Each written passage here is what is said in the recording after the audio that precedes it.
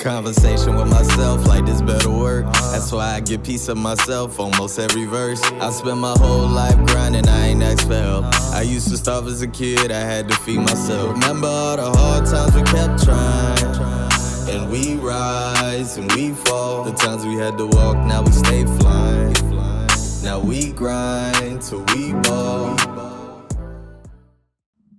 What's good? It's your boy Westside, and you're tuned in to another episode of Artist to Artist Podcast at the AV Club, and I got a special guest with me today.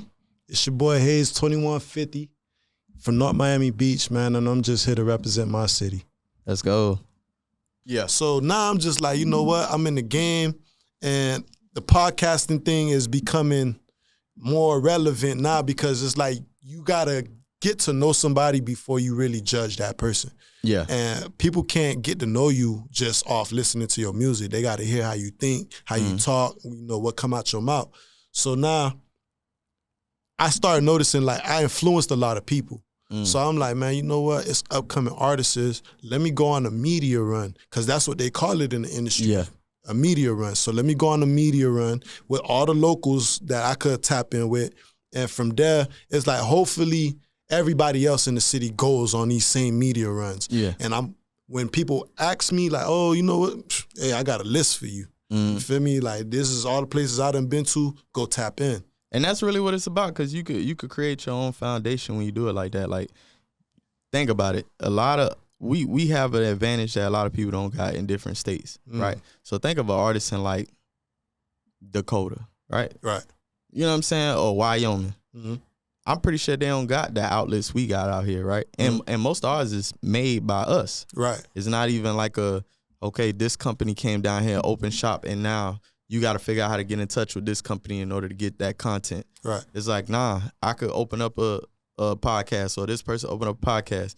If everybody connected, now we got the whole outlet in South Florida. Right. If we all working together, we all pushing each other to get bigger, at some point it's going to get to a point where when the labels got their artists and they're like, yo, we got to start working these networks, and just like how they tap in 103.5 for radio or 99 Gems for radio, they're going to have to tap in with that outlet because they need that Florida market. Facts. You know what I'm saying? So it's all about sustaining that, creating that, building that, not fighting with each other in the sense of, nah, I'm the biggest podcast, or nah, y'all, I did it before y'all. Oh, I done had bigger artists than y'all. Nah, it ain't about that. It ain't about that. It's all about unity, bro. Yeah. That's why on the Haitian flag, you'll see it say, Le Union fait la force. Yes. So that's basically saying, like, unity brings power.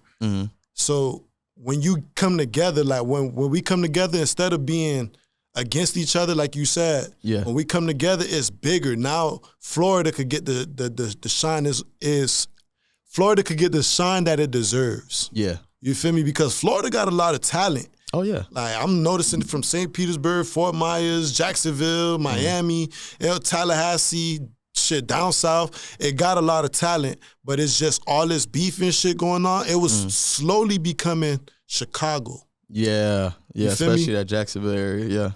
And that's why I feel like I had a great influence on the game, because I'm like, man, before I go and rap this murder, kill, let me rap some money shit.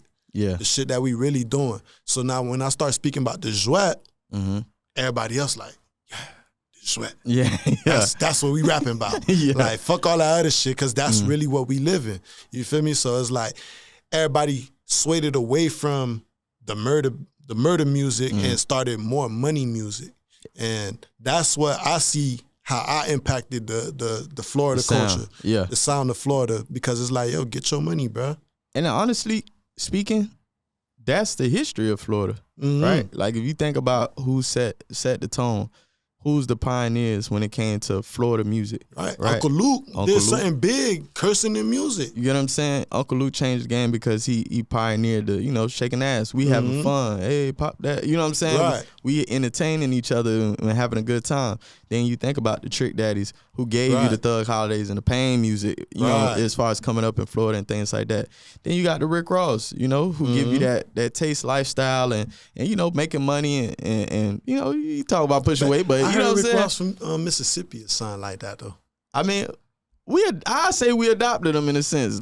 First album, Port of Miami. You know what I'm saying? You know what I'm saying? We adopt, because you got to think about it. Georgia do it too. You know, there's artists that not from Atlanta, but they pioneered a lot of the movement that happened out there. You get what I'm saying? Sometimes you're gonna have people that's not from here, like for example, Chaos from Grind Mode, right? I had him on here, and when I interviewed him, I found out he from New York.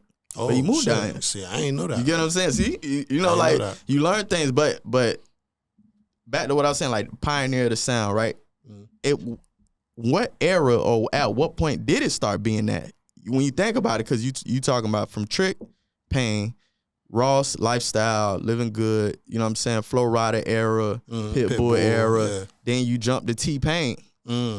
T-Pain was big too. You get what I'm saying? Then Auto-Tune changed the game. Hook Man. You know what I'm saying? You couldn't have a hit record without a T-Pain record on there. You get what I'm saying? So you go from T-Pain, then you skip some years because we had a little drop where it wasn't like that main person out here, and then you get the X and Kodaks and stuff like that. So it's like it never really was like the sound for us for sure. Like that is our sound. It was always around. You get what I'm saying? But we embodied a lot of different type of styles and flavors. Right. You get what I'm saying? We influenced the culture. We gave it style. Yeah. We gave it style. We might not have a sound, but the style that we was coming out with, it was like gold teeth. Yeah. You know, the wicks. Yeah. What Jwett. else was the Jwett? You feel me? That lingo. What City else? Girl. City girl shit. Like all of that. You feel me? So we gave them style. We gave the world style, and the world gravitated towards the style, but we never had a sound for real. Yeah. I mean, let me not say we never had a sound, because Trick Daddy was doing his thing at a certain point in time. It's just what I noticed was like, man, we had more of like have fun music, like you said. Like Uncle Luke started that, so we was dancing, bopping, sticking, juking, Wu-Tang, all of that. So we was more focused on that. And then it's like when it was time for the next generation ain't know what to do. That's why Chicago took off.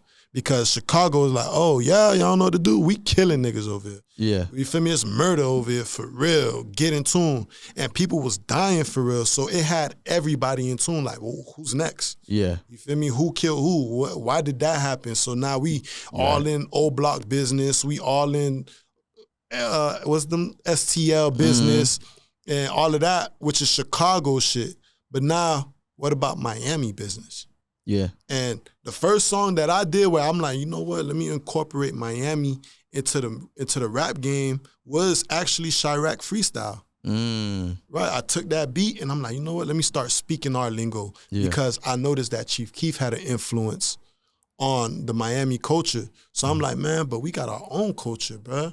Why not just use our shit and get in the game like that? And once I did it, bro, all I said was, I got stripes on the streets. I helped a lot of niggas eat. I'm in the lab pushing keys, so let me use your AD. Like that. All right, so let me ask you, right?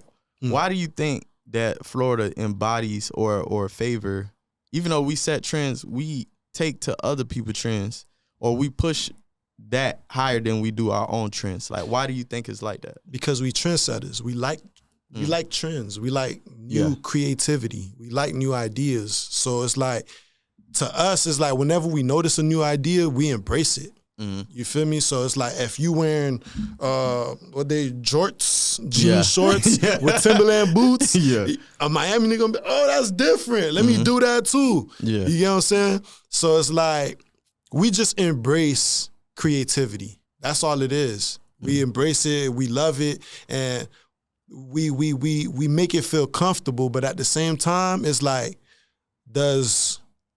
do these people make us feel comfortable? Do they treat us like how we treat them? Facts. And I think everybody waking up to that.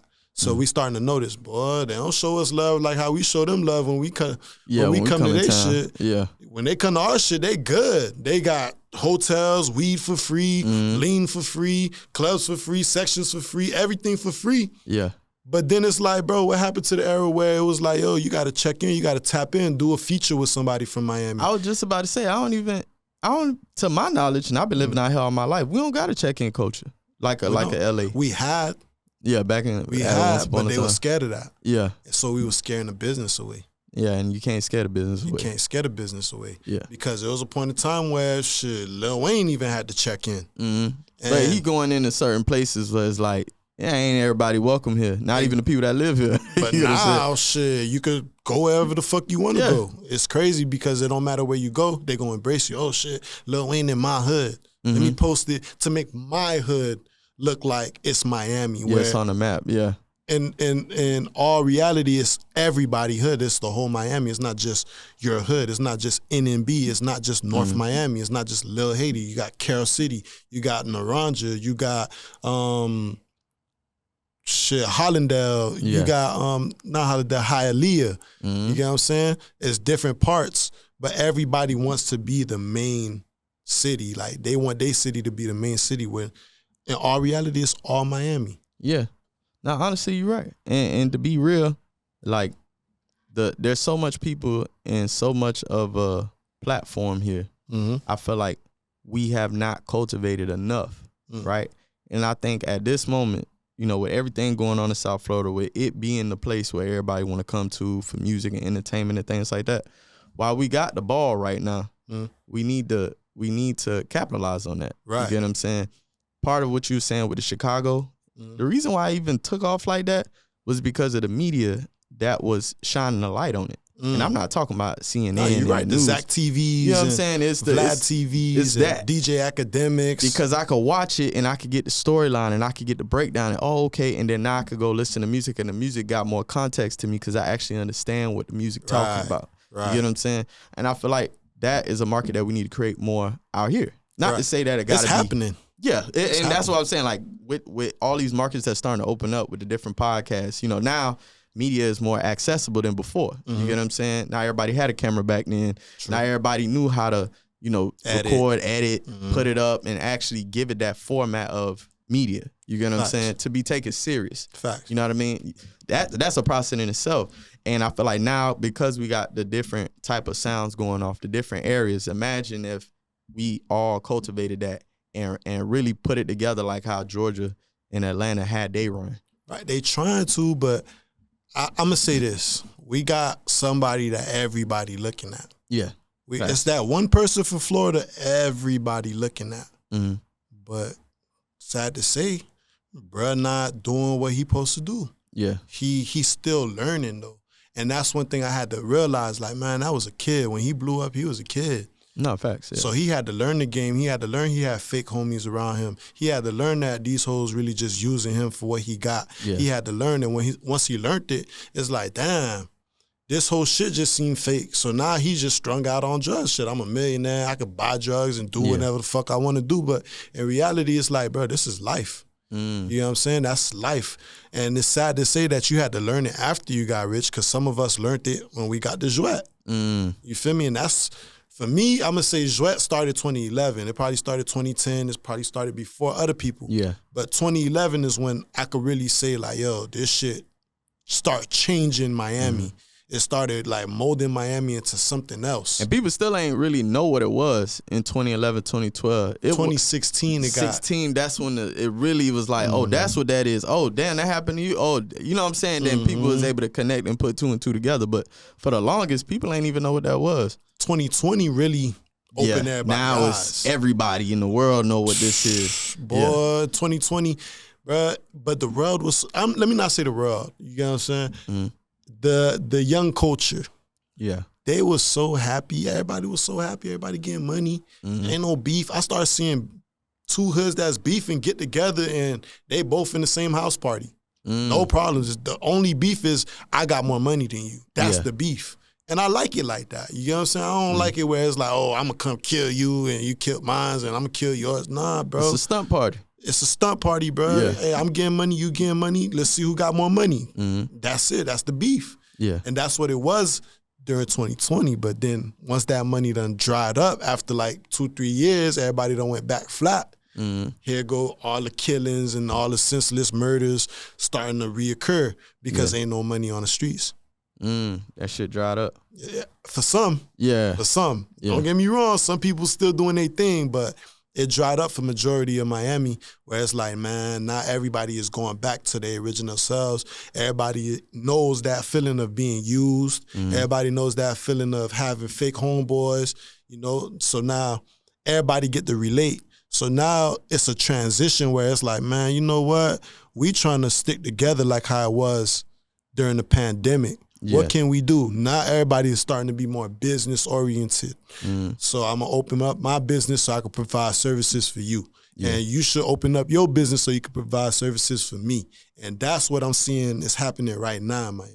And that's important, honestly, because that's what's going to change everything. Yeah. Like, I feel like in 2020, it happened too quick, right? So a lot of people got some money they ain't never had money before. Facts. And if you ain't never had money, you get some money, you're going to figure out how to lose some money, too. You know what I'm saying? It turned people to different people, too. Yeah. That money, boy, it'll show you somebody real true colors, bro. And that shit, it's an ugly sight, bro. Yeah. It's an ugly sight because I done seen some people turn into junkies. I done seen people turn into snakes. Like, people don't give a fuck about their own family. I done seen it all, bro. For that money, like, I done seen people do the worst for that money. Damn. And, you know, I just pray that people have that guidance that they need. You know, y'all boys just pray. And also, I try to encourage a lot of people to do now. It's like, bro, you see you got problems or you see shit ain't adding up, boy, you better pray, boy. Yeah. You better pray. You better ask for discernment. You better peep what the fuck going on for real. Open your eyes. Because if you don't, you're going to be junkie, on drugs, strung out, used. These hoes done took your money from you. Now they laughing at you. Yeah, all type of weird shit. Nah, that's real. Honestly, I feel like right now that's more important than ever. I feel like COVID hit and I don't know if you would say Gotham. You know, I don't know if you watch Batman, but like how Gotham was like a every man for themselves type of world. You get what I'm saying? And a lot of people I feel like wasn't looking at God at that moment. You know, whether you was getting it or not getting it or however you was, you know, going through, it just seemed like it felt like he was absent at that moment. Right. A lot of people was just doing what they was doing to get it. You know what I mean? Right. They weren't really paying attention. And now I feel like in these more recent years, even through interviews, because I ask people like, yo, how was 2020 for you? Or how was your last year for you? And a lot of people storyline is, you know, it was hard for me, but I'm finding myself coming back. Like I'm figuring out ways, or I found God, or I started praying more, you know what I'm saying? Figuring out ways to get back to who they was. So I think that's important. Because, again, before 2011, everybody was regular. Yo, it's either you had a 9-to-5 or you was out there selling drugs or robbing people. You feel me? And certain people wasn't with the robbery shit. They was more on the selling drugs and the 9-to-5. Yeah. So then when they start seeing motherfuckers pop out fresh as hell every day, like young niggas coming to school, fresh as hell, more money than the teacher, they like, hey, what's going on with Buddy? What Buddy got going on? Like, what he doing? Facts. Oh, I don't know, man. He just fresh. I don't know what's going on. Then a couple years later, it's like, oh, he doing that. Then it's a couple years later, oh, I'm doing that now. Fuck Buddy who was doing that because he ain't come show me. Yeah. So we ain't fucking with him because he ain't put me on. And that's what I seen happen. Like, it's a fraudulent world, bro. It's a fraudulent world. And I could really break that shit down to you. It's like both sides of the sword. You getting both sides of the sword because you gonna get the game. You gonna get game is Jwett. Jwett game, that's the Creole word for game. So you could get the game from somebody and they gonna tell you cuff it. You know what I'm saying? But when you cuff it, you gotta understand there's people that you love and people that got love for you that need help and you can't help them. It's not that you don't want to, you can't help them because you gotta cuff it in order to stay real to the nigga who put you on. Oh, because he don't want you to give it to everybody, then it mess it up. Yeah. Right, because once you pass it to somebody you love, now they pass it to somebody they love, and they keep going like that, and next thing you know, it don't work. Yeah. It don't work. So with that being said, that shit fucked Miami up. Because I'm cuffing from my brothers. I'm cuffing from my peoples, my cousins, the people that I love. I'm cuffing from y'all because I have to. I'm be honest, I ain't cuffed. Yeah. I was fake.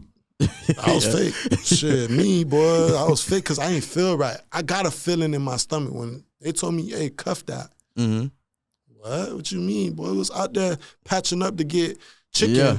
We was patching up for Chinese plates. Like, what the fuck? What you mean cuff that, bro? No, I can't cuff that. So I was leaking little information, and I got blessed for that. Like, people was coming back, putting me on shit, but then I still created a whole bunch of people that didn't like me because I ain't saved them. And I wore that. I think that that like, for example, right, when you hear someone, oh, they got on and they be like, oh, he changed, right? I feel like that was that era, right? So you can imagine you down bad. It's pandemic. Let's say they lost their job. Right. You know, they ain't got no money. They might be getting a little stimmy for the time being, but they really hurting. And they got a cousin who they grew up with, slept on the same pissy mattress, grandma crib, drinking out the water hose, you know what I'm saying, running outside with each other. And now he up. And he up. You seeing him every day, you know what I'm saying, having that shit on. And you like, damn, I know bro gonna look out for me because, you know, that's cuz. Like, we grew up together. And to watch that happen and see like, damn, bro, really ain't finna look out. Or now he's stunting on him. Right. You know what I'm saying? Like, as if he didn't sleep on the same pissy mattress with him. Right. You know what I mean? See, I had a situation where with my cousins, I got two brothers. It's two brothers. Right? It's really three, but the third one was in there. It's two brothers. So now I got the wave. So I'm like, man, that's the first people I'm gonna put on is my cousins. Fuck what they talking about, because these is the people that slept on pissy mattress. My cup, this my cup. No, we sharing juice. Like, Facts. So, when I got the wave, I called them. Hey, bro, I got some shit going on. Woo woo. Hey, pull up on me. I'm gonna show y'all boys how to do this shit. You know what I'm saying? Yeah. One cousin came. He like, oh, back that up. Appreciate it. You gave me the knowledge. I'm finna go make my money. You feel me? The other cousin, man, what the fuck? Because I had gave them both $200 right before they left. I gave y'all the game and $200. Yeah, that's something for you. Just something for you. Oh, man, what the fuck? I don't need that money. Threw the money on the floor. Oh, you just bought your bitch some golds. Bro, I gave you the game, bro. Yeah. I gave you the game. The knowledge is more than that 200. Right. Yeah. I taught you how to fish. Yeah, that's endless. That's endless, bro. From here on out, you could do your thing. And it was just like, at that moment, that's when I started realizing, like, oh, that's how this game gonna be. You feel me? You could show love, but then one person gonna feel like, oh, you ain't showing me enough love, and the next person gonna be like, damn, yo, I appreciate it. You done changed my whole life. And that's what it is, bro. It come with love and it come with hate. And like you said, it bring out the true nature in people, right? So you probably would have never thought of that, your cousin, right? As a fact, you didn't because you called him, right? So you calling him thinking like, bro, gonna be satisfied. He gonna be happy that you blessed him out of all your other, peoples or homies that you could have called. You call him. And he looked at it because he pocket watching.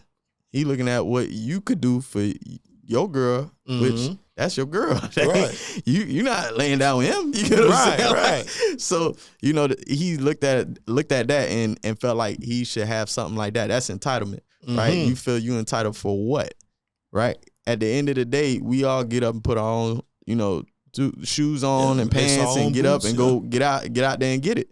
So you can't sit there and expect you should have what this person got or you should get more because XYZ. Right. I always tell people, if you're gonna do something for somebody, don't do it expecting something back. Right. Because if you don't get something back, then that's where that entitlement come in from. Right. And now you feel some type of way about this person because like, oh, you should be giving me this. See, now I'm gonna speak on that because I grew up like that, but I grew up in a way where it's like, I'm gonna show you love, bro. Show me love too. Yeah. And then I start realizing not everybody the same. Facts. Once I realized that, it fucked me up mentally. Like, I be having certain phases where I gotta fast, I gotta sit back and like refine myself because I'm like, yo, what the fuck going on for real? Like, I'm showing people love and they shitting on me. Like, they using me, they trying me. Like, I ain't gonna step. Well, the whole time, I'm a step is just, my character. I ain't gonna step on my friend. Yeah. You know what I'm saying? I ain't gonna step on somebody I love. So that's why you gonna try me. So then I had to learn, like, man, everybody different. And you just gotta, when you notice that, you just gotta fall back. That's what I've been doing. That's not what I tell people, that's what I do. You know what I'm saying? I just fall back. I ain't finna sit here and try to argue with you and tell you where you went wrong. You should know. You know what I'm saying? If you feel like you ain't do no wrong, then cool. Then that's where I know that we not meant to be. Yeah.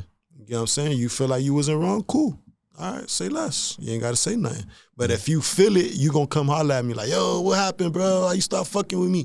Ooh, I'm going to tell you about yourself. And if we want to rekindle from there, We can, but I recently had a dream where, like, cause I've been on this phase, like I got this phase that I'm going through right now where I'm cutting off a lot of dead weight. And in the dream, it was an old friend of mine, and he stopped fucking with me. And this is real life though. What happened in real life? He got into a fight with somebody else that I know. Yeah, I wasn't there, bro.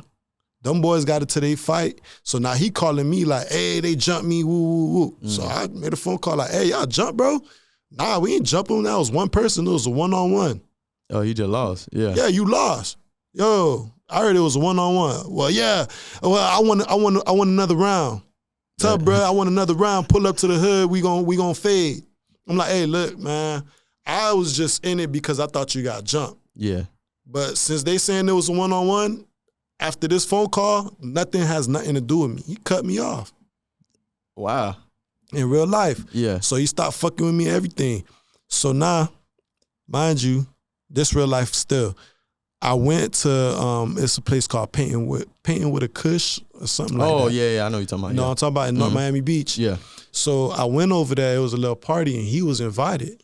I'm with the guys though. He came with his bitch. Yeah. Now, he walked in with his bitch, he see me with the guys. But now the guys is like on some, man, we with him. We don't know how to treat you right now because we don't want bro to feel no type of way. And I pulled my dogs to the side, I'm like, hey, look, my differences with him is my differences. Y'all boys don't treat him like that. Pass him the joint, give him the bottle, you feel me? Don't act like he not here. Still show him love. Whatever I got going on, it's me and him. Yeah. So now let's go to the dream. So now in the dream, bro pull up, like I'm in my hood, bro pull up, and he knock on the car window, and the person in the front seat put the window down, and he peeped who it was, and he like, oh shit, okay, I'm finna jump in the back seat. Yeah. But I'm in the back seat. So now he go to try to open the door, he see he can't open the door. So now I put the window down, and he peeped, it was me, so I put my hand out the window to like clap him up. Yeah. But he like, nah, I ain't fucking with you. And this in a dream. Yeah. And in the dream, I got mad. Like, I got real mad. I'm like, yo, what the fuck? I ain't do shit to you, bro. Like, woo, woo, woo. I jump out the car, like, I'm confronting him, like, yo, bro, don't try me like that. Like, I put my hand out to clap you up, and you just straight up disrespect me, man. This nigga shot me dead in my shit in the dream. Nah. That was God's way of saying, when somebody fall back from you or you fall back from somebody, don't rekindle. Leave it where it's at, bro. Just leave it where it's at. If you know how that person made you feel at that point in time, they should have never made you feel like that in the first place. It is what it is. I feel like that's something I'm learning too. Like at times we let experiences, relationships, time override that decision and say, nah, we're gonna leave it right there. Right. You know, if bruh was somebody we've been growing up with or chilling with, or let's say it's a female that you done had long ties with, right? You might feel like, damn, maybe I should, but after time pass. But then sometimes you realize, like, when you do try that, the same thing happen again. Exactly. And it's like, how the hell we end up back here? But it was because it wasn't supposed to keep going. Right. It was supposed to stop right where it was. Right. You had your sign. You had your reason why. That bridge got burnt. But sometimes we be trying to reconnect the bridge again. Like, nah, maybe we was tripping, or maybe it was a misunderstanding, and you come to find out, nah. You burnt the bridge, you try to rebuild it, now you fell in the water. Exactly. And you wondering, like, how the hell you get here and you pissed off. And it's like, bro, you the one that tried to rekindle this situation. Right. So just leave it where it's at, man. Yeah. Just leave it where it's at.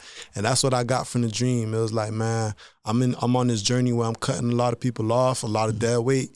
You feel me? Not everybody gonna make it with you. Yeah. And that's how I used to think when I was younger. Man, I'm taking my whole hood, all my dogs, man. I'm finna. But then I started watching certain like little videos. I'm seeing 504 and like, man, I went and bought chains for all my homies. I went broke after that. Yeah. None of them niggas supported me and looked out for me. Okay. Now, one thing about me, I learned from other people's mistakes. Yeah. I'ma listen. Like, I'm a good listener. I'm gonna hear what you gotta say. Oh yeah, that's what happened to you? All right, say less. So, like, but I be scared because it's like, sometimes people be lying.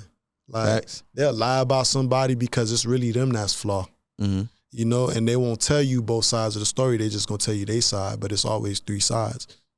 No, that's true. It's always three sides, bro. It's his side, her side, and the truth. In between. Yeah. Yeah, that's always the hard part to get though. Because even if you like, let's say you got a homie, something happened to him. Like you said, they jumped me. And it's like, nah, now you getting the other side. Now it was a one-on-one. And it's like, wait, hold on, what? So information always going to be difficult to be able to process based off of who you getting it from. Facts. All right. Facts. So I want to go back to the music, right? Let's do it. Where did it all start for you as far as music? Like, when did you start rapping? I'm going to say middle school. Mm-hmm. But I peeped that I had a love for rhymes when I read my first Dr. Seuss book.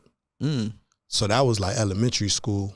But I was trying to make everything rhyme. You feel me? After I read that first Dr. Seuss book, I'm like, oh, damn, every book need to be like this. Yeah. Because this shit rhyming. And I like it for some reason. But middle school is where I really like started doing it. Don't get me wrong, I was cap rapping back in middle school because I ain't live. You know what I'm saying? Yeah. I ain't really experienced nothing. I was in middle school. So I first got on the microphone in middle school. I was using Magic's Music Maker, something like that. Magic's Music Maker. Yeah. It's like Pro Tools though. Yeah. So I was using that. Then one of my dogs used to take the microphone from NNB High and he'll come give me the microphone. Hey, do your thing. Boom. So now my crib was the studio. I had the headphones, the little microphone, and we was just making music off Magic's. Yeah. And I was uploading it to MySpace around that time. Okay. So it started there and then it stopped. It stopped for a while. And then when I got to high school, I got a homie named A-Town. He's from Atlanta. And he moved down to NNB. We got cool.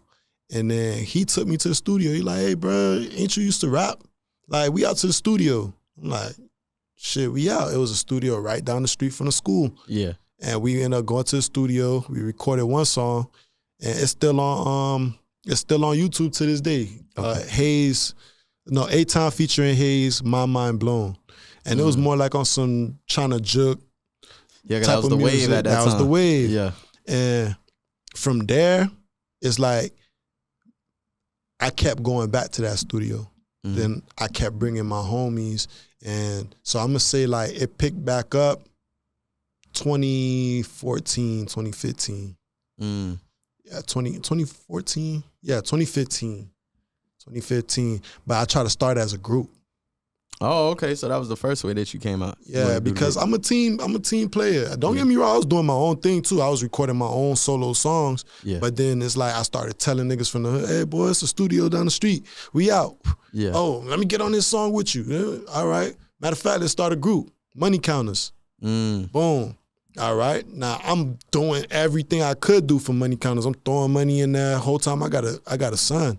My son was born 2013, so he probably 1-2 years old around this time. Yeah. And I'm the one that's paying majority of the studio session. I'm the one that's paying for the shirts to get made. I'm the one that's, doing the management. I'm the one that's uploading the music. So it's like, it got overwhelming to the point where I'm like, you know what, fuck that. Yeah. I'm finna do my own thing. You feel me? And then that's where I started creating Hayze2150. And 2150 that's the building where I stayed at. In North Miami Beach. Yeah. So I created Hayze2150. Then I made my own SoundCloud. Then I started dropping my own songs on there. And then it was more of a solo SoundCloud. And I had Money Counters as one page, and then I had Hayze2150 as another page. And I started building. Then I started noticing I got my own fan base. Like I got people that support me. It's not the whole group. Yeah. And then my shit started building, and I remember I dropped a track. It's called Real Nigga All Day. It's called All Day.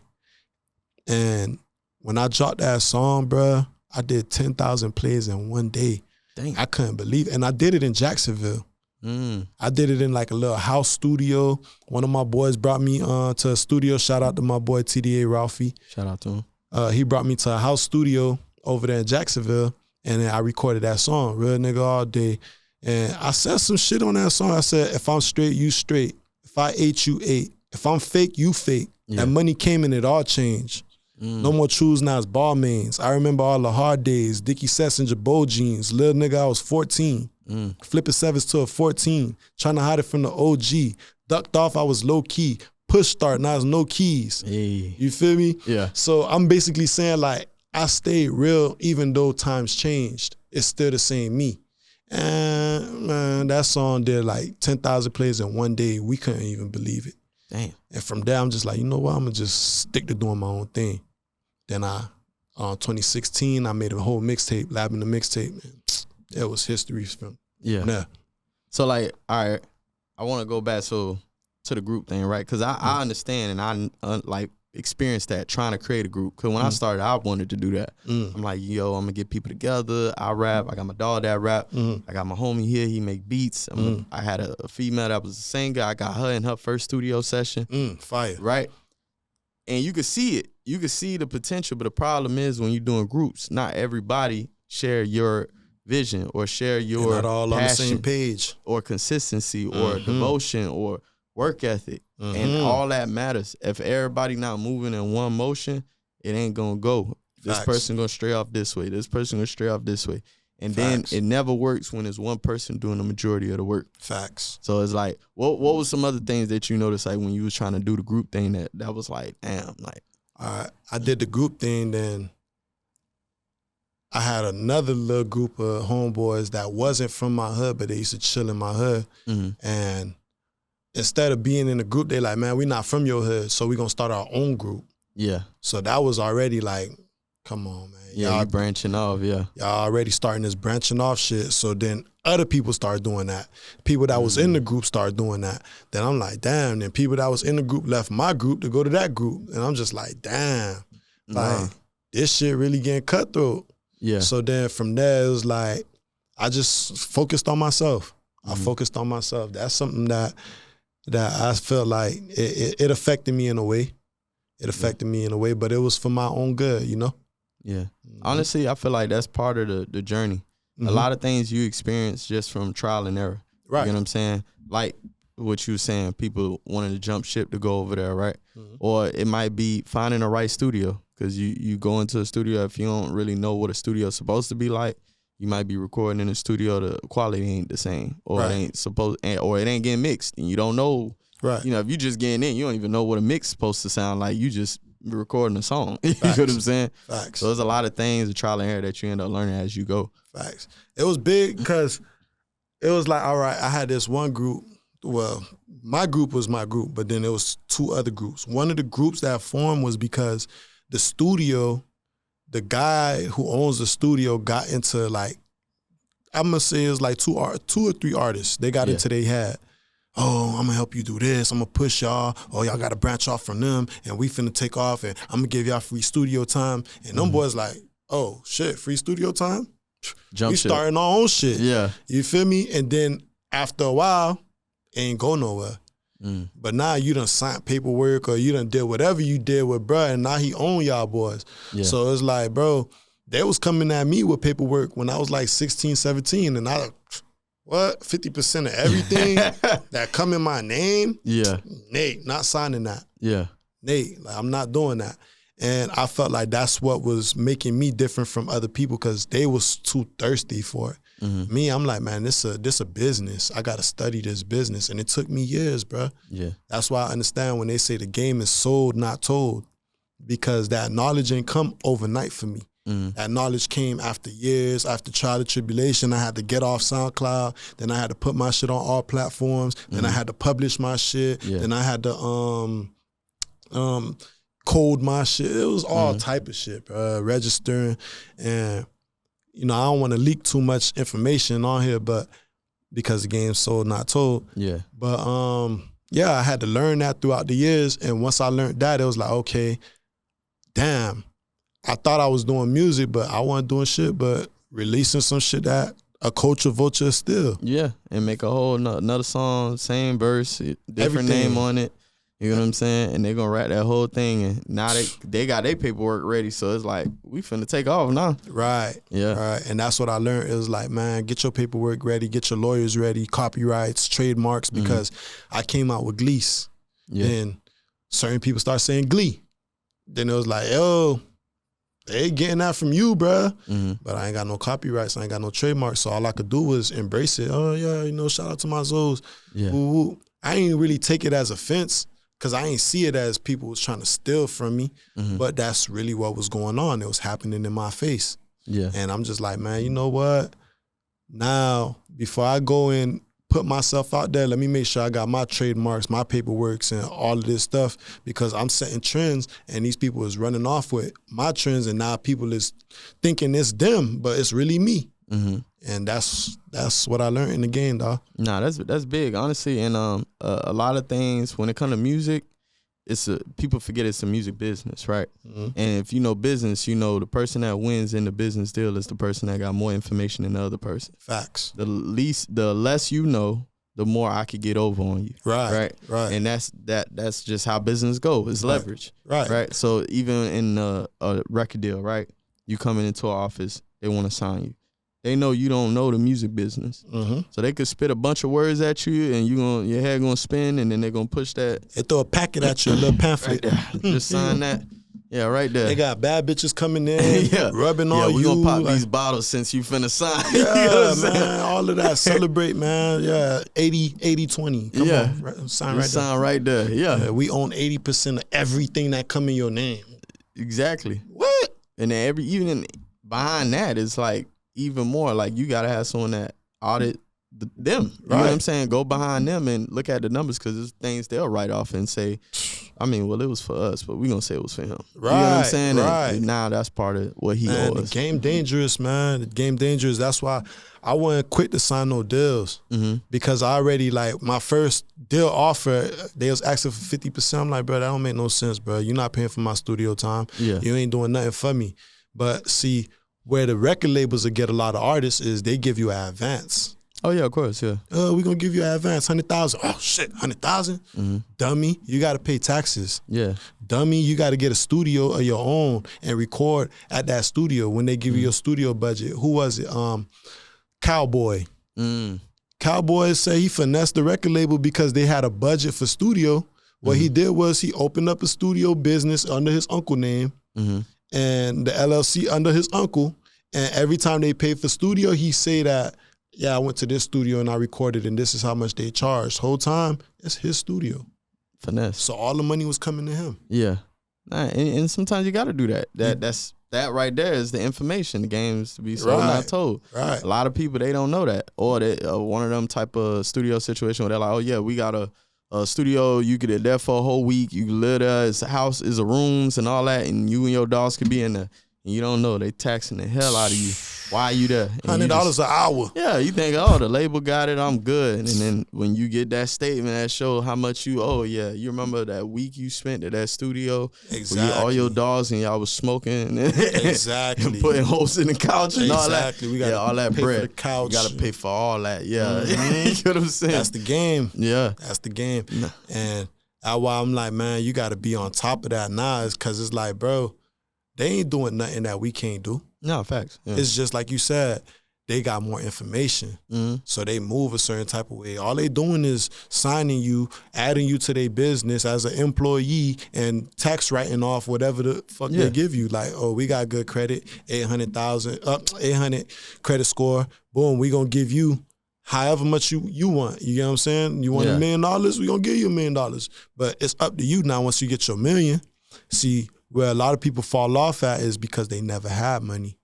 So they fall into the same trap that Jwett niggas fall into, where it's like, you ain't never had money, so now that you got it, you finna splurge. You finna go to the mall and spend $10,000, and go to another mall and spend $10,000, and then you go spend $10,000 on her, him, them.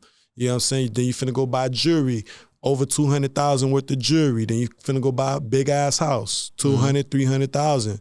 Now you done spend half your money, and now it's time to file taxes, and they want damn near half. Yeah. And you ain't got it. Yeah. You ain't got it because you don't know. You owe them people, and you don't want to owe them people. They coming for it. They coming. And then some. What? Yeah. With jail time. Yeah. Yeah, oh, you don't like to pay your bills. Come here. Boy. Nah, that's real, man. But, you know, like you said, the game's to be sold, not told. And, you know, but this platform, that's what this for. Just to give game to people that's coming in that don't know, that don't understand. Because I know how it was starting off doing music. When I tell you I ain't know nothing, not a damn thing. I just seen the art form because, of course, I grew up listening to music. I'm CD player, CD book, all the albums, mixes, all this, that, and the third, mixtapes, live, that piff, this, that, and the third, music all day. That was just my escape. So, you know, when I actually saw that, oh, I can actually create music. It ain't like something that I could just listen to, something I could do. It's so much like things you don't know. You get what I'm saying? It's so much that there's a lot of people, for example, this is the smallest one, right? They go to a studio, they record music, they ain't got no drive. Right? They ain't got no drive. They record the song, you bounce it to me, boom. They gone. They ain't got the stems, they don't got nothing. Nothing. You get what I'm saying? They just got an MP3. If they lose that phone, they lose that song. You get what I'm saying? They can't even get it back unless they hit up the studio and say, yo, can you send that to me? Talk to me about it, bro. I went through that. Yeah. I lost a lot of music. I lost a lot of shit just by not having my own flash drive. I done lost studio sessions just by not having my own flash drive. Yeah. And I learned later on, you know, I started buying a little 1 terabyte hard drive. Yeah, and then I started getting the whole session opposed to just an MP3 in my email. Now I need the whole session just in case I need to get this mixed. I need to get it cleaned up. I go somewhere else and I ain't got to come back to this studio and y'all don't have my session no more. Yeah. So I learned that. Yeah, I learned that early. I was going to this one studio and I was recording my music there. And that wasn't my first studio, but I was like, I think maybe the second studio I went to. And I'm recording with them and I'm like, all right, you know, I found another studio. I'm like, bruh, got more time and years in. He know how to mix it. He work quicker. I'm going to go over there. Right. You know what I'm saying? Not to say I was never going to come back to this studio, but I'm finna work primarily out of that one. And so I'm like, yo, let me get some of these songs because I had a record I had made and I gave it to that studio and they was able to mix it down and sound amazing. I said, damn, yeah, I got to get my other ones mixed. Like, yo, you can send me them records? I guess you knew what time it was. Oh, yeah, nah, I ain't got the drive. I lost it. Someone stole the drive. I was out and da-da-da. Music gone, right? So it's like that was a lesson I had to learn at that moment. Like, you need to be more prepared. Even like what you were saying, like with copyright and trademarks. A lot of people don't know that, right? We blind to the fact because we come in no experience. If you ain't got nobody that's been in the game to even tell you what to do, you really trial and error. Right. You will really be out here working your ass off, spending your hard-earned money to create something, and somebody could easily give me that. Yeah, let me get that. I like that song. You know what I'm saying? And take it. Like, facts. So, you know, that's one of them things where it's like, gradually, I could see this generation is different, though. I could see that we get around the curve a little bit quicker. We a little bit, you know, far sight than anything. Like we seeing what's around the corner and picking up on because the information out there. They got internet. You know, the internet is a big place. You know what I'm saying? Not everything on there is true, but a lot of it is. A lot of it is, and it's all about your discernment. It's for you to, you know, figure out what you want to learn. Yeah. And that's how I learned a lot of things. Don't get me wrong. I got a lot of word from mouth. You know, I had a couple people like, yo, you're not doing this, you're not doing that. Hey, boy, go sign up for this and go sign up for that and woo, woo, woo. And shout out to my boy Seven and shout out to my boy DZ, the rapper. Shout out to because they was definitely the ones that was in my face, like in my ear, like, yo, hey, boy, go do this, go do that, go do this, go do that. So shout out to them. And yeah, I ended up started going on YouTube. First, they told me, I'm going to just leak this one. They told me go on TuneCore. Yeah.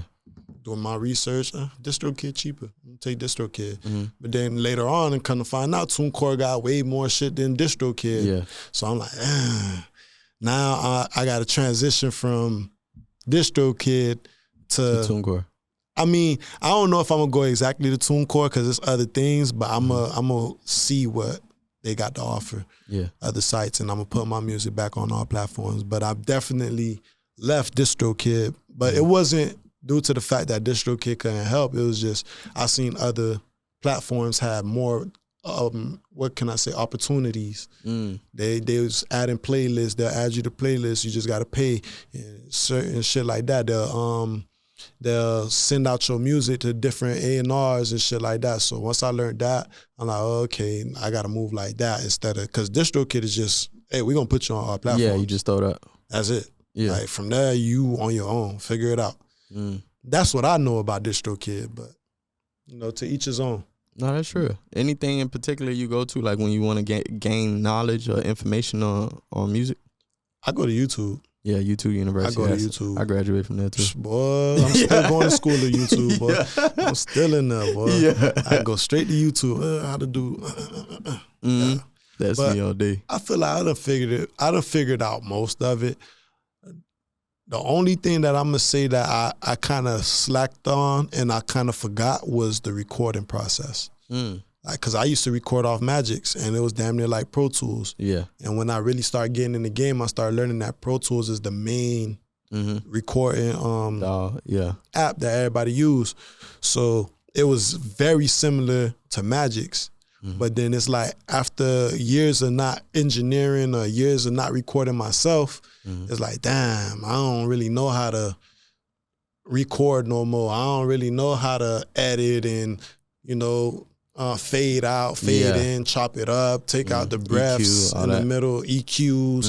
Like, I was doing all that at a point in time, and then it's just like, man, I done left it alone for so long, I forgot. Yeah. So I really need to get back into that.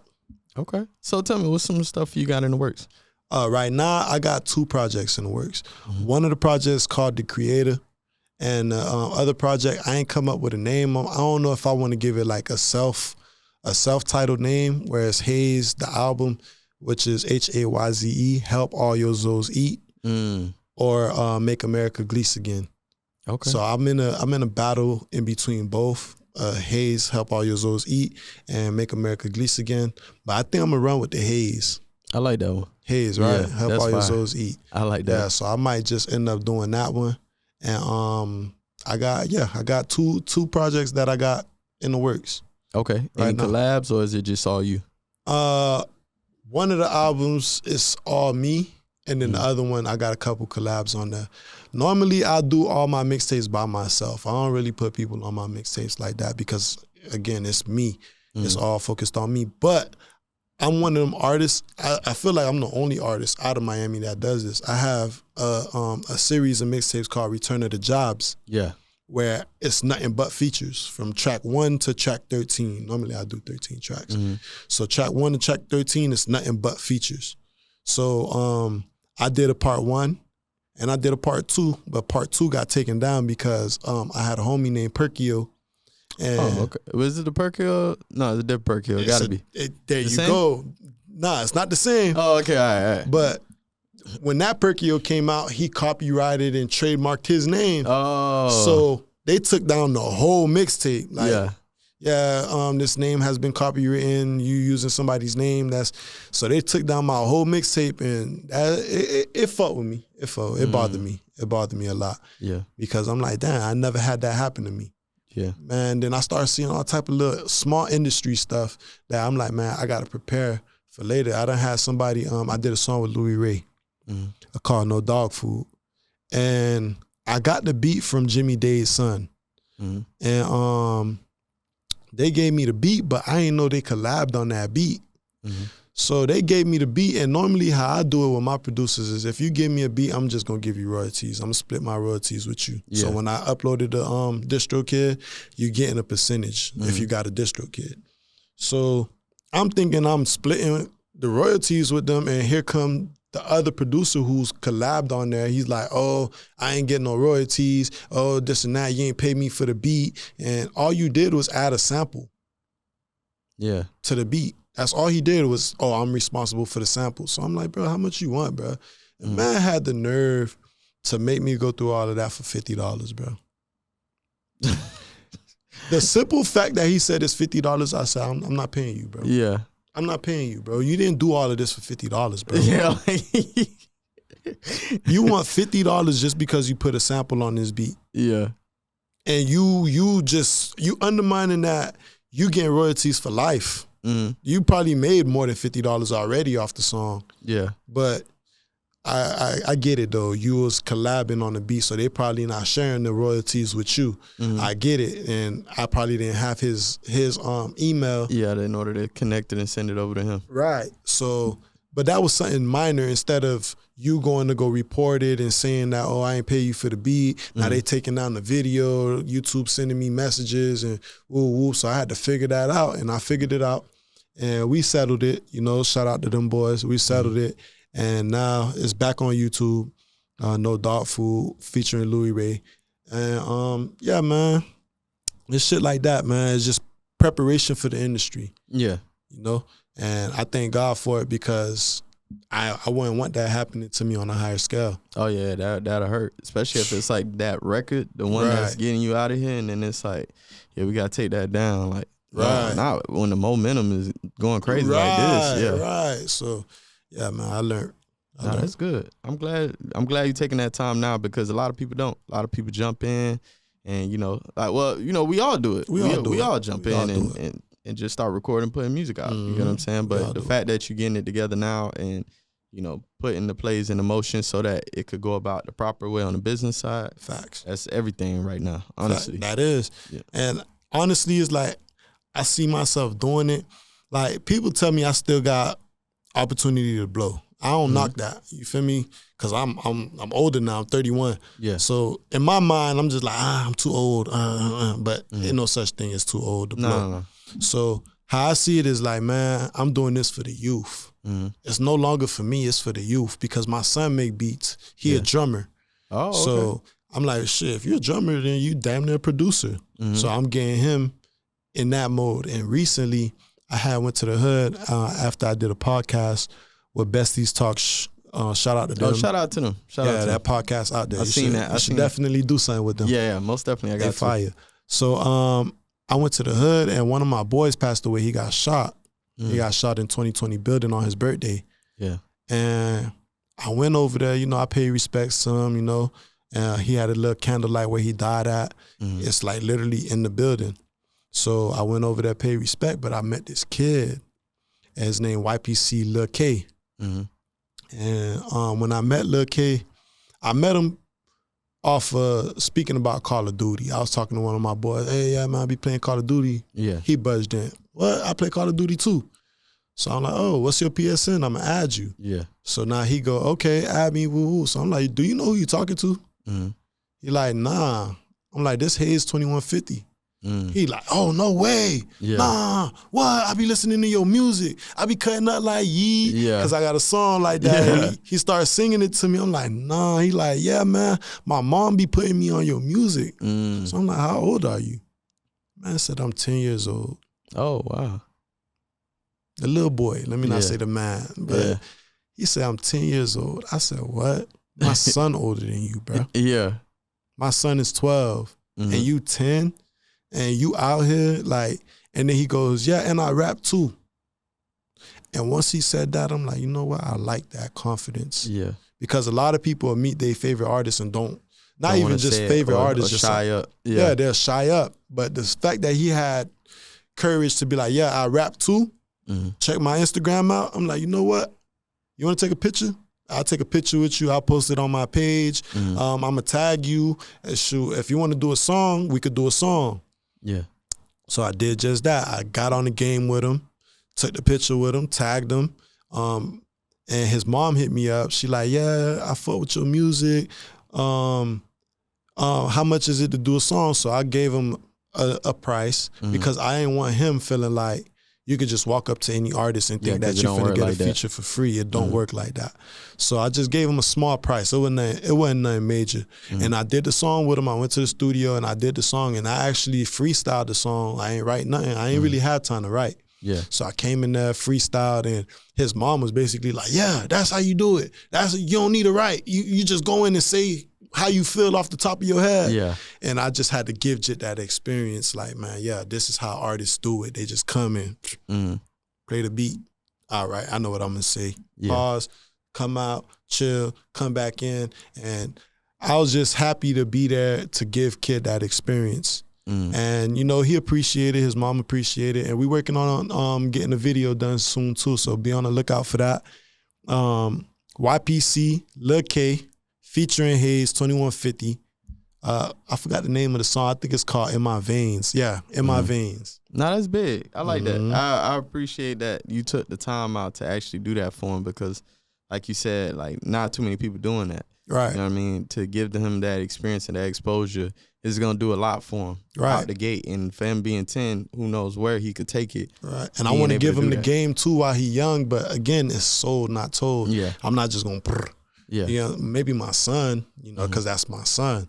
But as a kid, it's like, bro, I'll give you the game, but it's so not told, bro. And it might be information overload too. Right. So sometimes not everybody can retain it. Or sometimes information, I'll say like maybe their mind ain't prepared for this information sometimes.